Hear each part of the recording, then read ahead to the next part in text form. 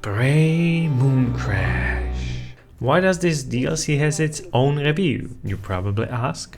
Well, it is really more like its own standalone game, even if it requires the base game to run it. And really, it is a standalone journey that you can take even before playing the main story. You play as a hacker named Peter, and you are going to enter the simulation in which you are going to take over 5 different characters and help them to escape the deadly moon station.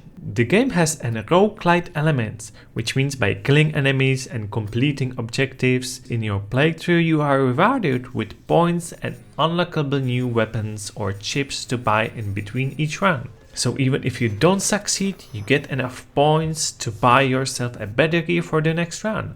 And the good news is, each newer mod you upgrade will stay with your character for good. Also, another aspect of roguelite is procedurally generated levels. In case of Prey, the levels doesn't change, but the enemies and object placement does, so each run will be different for you. Each time you complete the mission by escaping with one of the 5 different job characters, the game will get harder and you will have to find a different way to escape than before. And there is one catch: you must escape with all 5 characters in a single round without rebooting the simulation. There is also a new feature called corruption level, which will increase over time and gives your enemies more power. So you are forced to act a lot faster, so no time for stealth this time. But the question is, should you play this DLC? First, I should mention that this game is now free to claim for the second time from Epic Games Store.